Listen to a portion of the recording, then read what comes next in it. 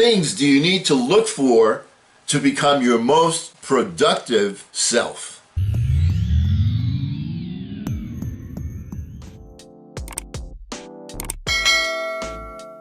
Hello again, everyone. I'm Eli's dad with Project Eli, where we educate, lead, and inspire.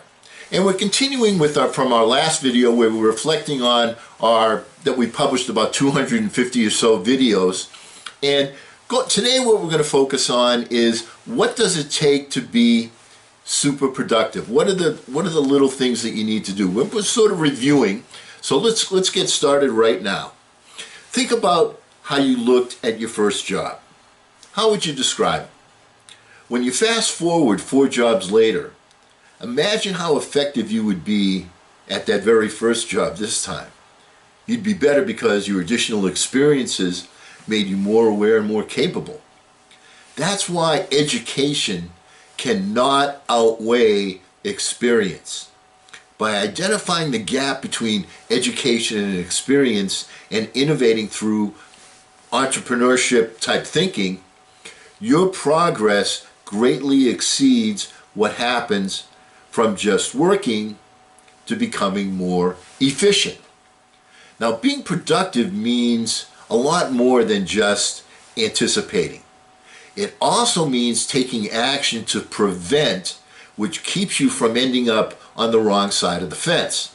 When you think about past bad experience, you probably can easily identify those with whom you reacted properly or improperly. Can you also reflect and understand those bad experiences that could have been avoided altogether, requiring no action? Had you instead taken action to prevent the situation or kept yourself from being in such a position? Decisions that you make are highly associated with how far you can see. When you accepted your first job offer, that was an easy decision. Now, in many cases, as you get older, or as I like to say, more seasoned, you must consider proximity to schools, real estate values, taxes, family, and on and on and on. I mean, there are so many different factors. When you think ahead, you take a proactive stance on where you want your life to go. You start analyzing every decision to determine if it's going to help you get to your ultimate destination, even if certain dislikes are clearly going to be part of the mix. Let me give you a personal example with me. Let's use this channel.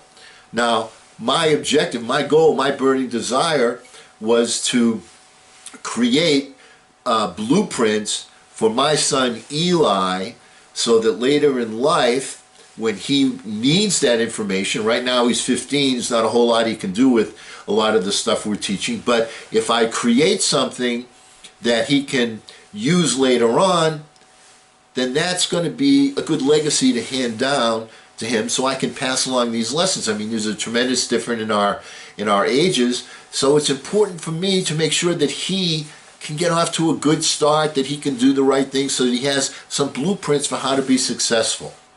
Now, in order for me to achieve that, first I started doing some writing, which is fine, but then it came to my attention that audio and visual together is a lot better than just reading. So I decided that I was going to do a channel. I had encouragement from other people, but I decided that I was going to do a channel. My problem was, my issue was, my challenge was, I'm very technologically ignorant. So I needed to find people that would get on board, that would help me to create this channel that you're watching right now. So I had to take my ultimate goal and chunk it down into small parts. Well, the part about coming up with the information, the content, for me is relatively easy. I mean, been through a lot, done a lot, had some successes, had some failures. They're all very important. They're all places that I've learned from. They're all lessons that I can teach my son, hopefully that he will avoid or gain from. Now, but what I needed was somebody to help me with the technical aspects. So how am I going to find somebody that does that? Well, I chunked it down. I took my skills that I already had. I was a salesperson, and I decided that I need to sell somebody on the opportunity of helping me.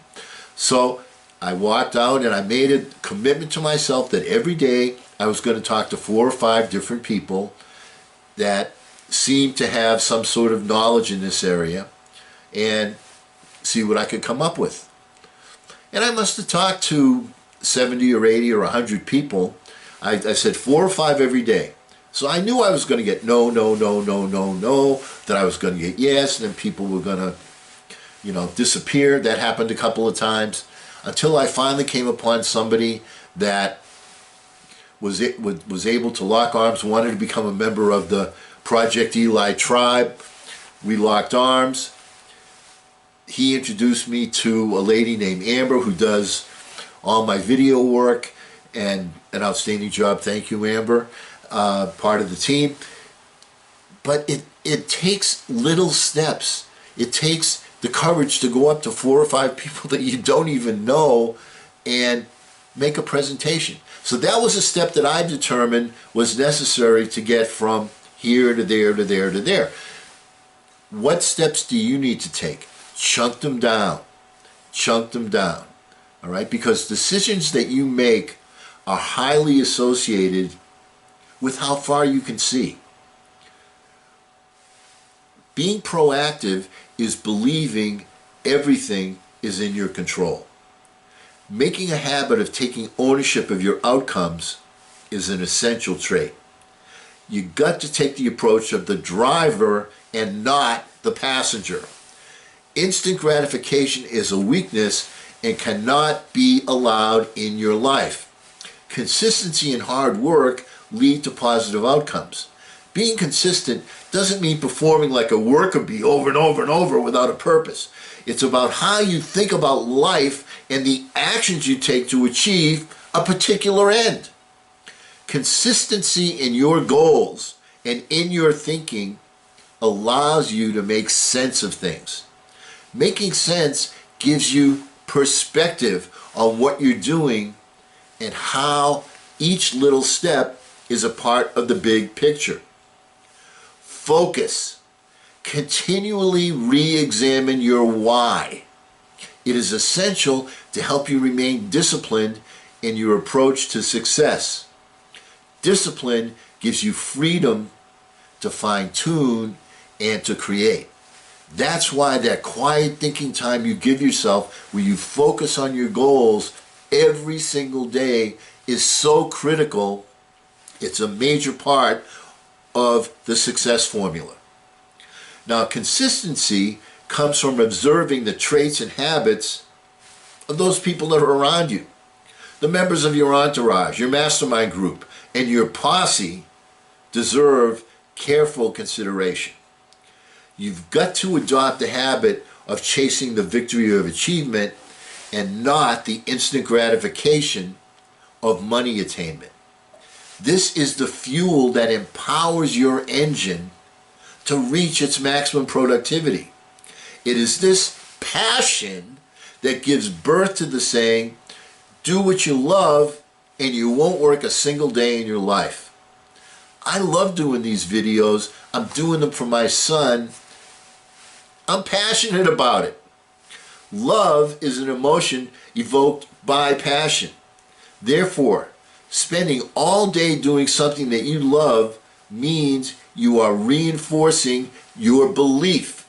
So this never-ending domino effect of love, belief, and passion trigger one another until completion. So it's a combination of the mindset and the activity. The two go hand in hand. You can't give up until the end is reached. This is a feeling that's experienced by very few people. This power sets you up for success at the highest levels and gives you the mindset that you have no limitations. No limitations. So, let's take these lessons, let's use them, and because we will never end a meeting on a philosophical note, let's all get out there and Charge! I'm Eli's dad.